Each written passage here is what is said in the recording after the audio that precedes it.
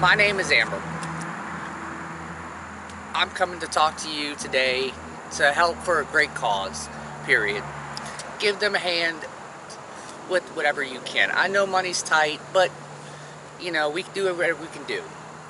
So, without further ado, my name is Amber. I'm a firefighter and a Air Force veteran. And if you ask my parents, I'm an incredible disappointment.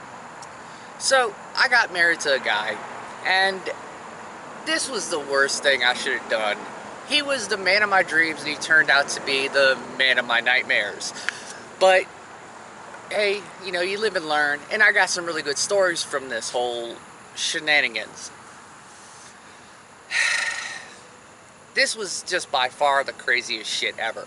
And if I wasn't there, I wouldn't believe it myself, but sadly, I was there. So we're going through, he goes, hey, let's go to my family for Easter. I'm like, okay, fine. So we're going back through the country, middle of Miss Louisiana, just middle of nothing. So far back in, they had to pipe in sunlight. We're driving, I roll down the windows, and I hear no birds.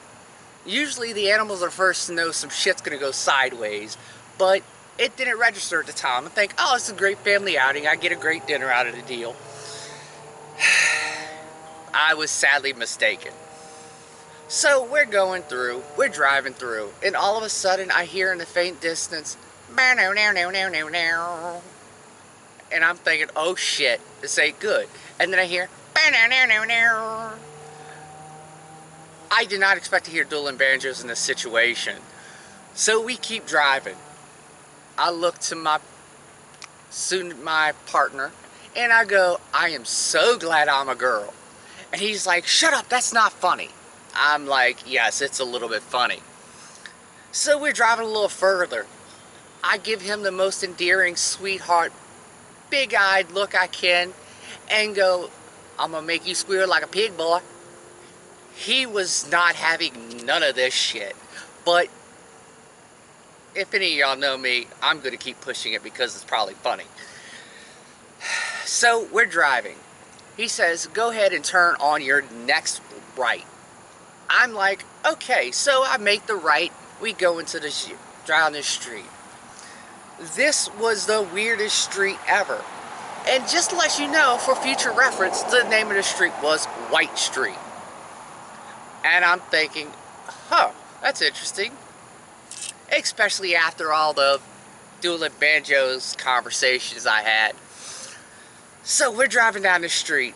I see a sea of Confederate flags. And there was some Confederate flags I did not quite get. There was an LSU flag, Confederate flag, and I'm like, okay, fine. But the one that really threw me was the LGBT pride flag that was Confederated. And I'm thinking, there must have been some kind of meeting here, because usually Confederates in the LGBT community don't really see eye to eye. They must have had like a meeting or something, and I could just see the meeting as it is. It's between Billy Bob and Joe Bob. So they're like, yeah, we need to get some numbers in our organization. We don't have enough people. So what do? I know a group has a lot of pride. Who's that, Billy Bob? Those LGBTs. They dress nice and they raise the property value. I'm just assuming that's how it went, but that's what I would like to say. So as we're going, we're driving down the street. There was some Camaros and Chargers up on blocks. I guess somebody was doing some Dukes of Hazzard remastered or something. We're just going to assume that's what it was. So we drive down another couple blocks. We turn at his house. I see 3 cats hanging from an old oak tree, nailed by the tail. This was strange, but I did not have enough processing power to deal with it at this time. So we drive I meet his entire family at this point. They were like the Addams family without the class.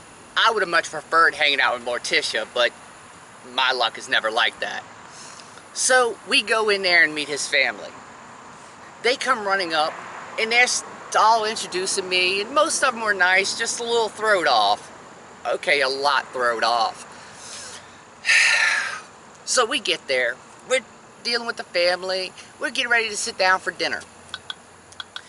And all of a sudden, the Uncle Fester looking fuck comes to me and he goes, Amber, weren't you in the Air Force? I'm like, yes, I was.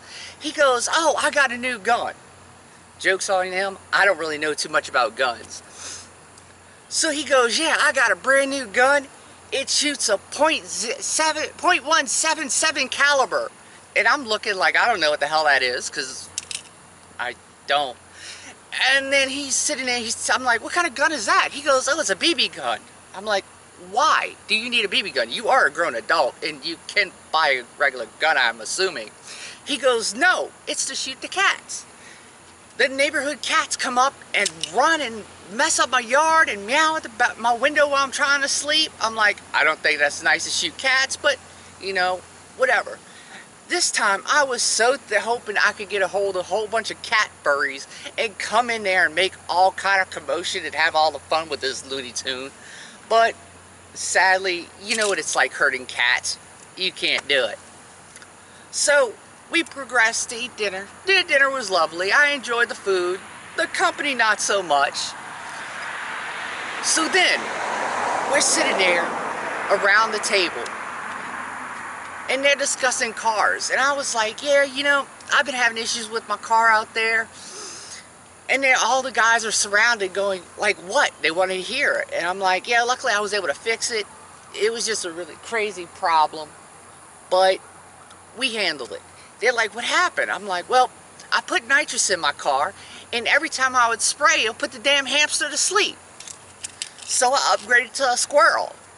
All the guys got the joke that it was just a joke. They laughed or chuckled. A few hours go by. The cousin, a grown adult, comes up to me and goes, Amber, can I see it? See what? She's like, I want to see the squirrel. I'm like, baby, what are you talking about, squirrel? She goes, the one you used in your car. I'm like, what the fuck are you talking about? And she repeated the story I just told her. And I was like, oh, it's inside the engine. You got to pop the hood. So she goes, can I see it? I'm like, sure, why not? So I walk over there, pop the hood. It was weird. So I popped the hood and I point at the engine. We all know there's no squirrel. That was just dumb, silly joke. So she's sitting there looking at it. She goes, where is it? I'm like, it's inside that metal piece. She goes, oh, how do you feed it? I'm like, I pour squirrel fruit through the gas tank. That's what it runs off of. And she's like, oh, I get it. She didn't get it. But, whew, it was an interesting experience. So then the evening grows on. One of the cousins, I think she was a cousin. She might have been like Swamp Thing or something. I don't know. She comes up to me and goes, who are you voting for? And I go, anybody but Trump. And she goes, you need to vote for him. Da-da-da-da-da-da-da. All the bad reasons for voting for him, but she was thrown off too. I think there was been something in the water, or I don't know. And then we're sitting there discussing this. And I'm like, okay, first off, you don't tell me who to vote for. I pick who to choose. If I choose to vote, I will vote for who and when I want, not for on your opinion. At this point, she was so furious because I lit into her. I played the veteran card, the whole shebang. The grandfather comes walking up to me. He's all hunched over from a million years of psoriasis or whatever causes the older people to bend over like that. And then we're discussing it.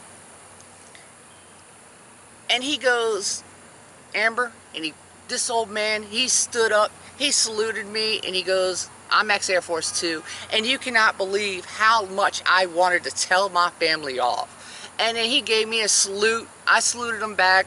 I'm like, okay, this is weird, but respect's respect. He gave me this big hug, and he whispered in my ears, thank you so much. That was great. So, it was just the weirdest event I have ever had in my life.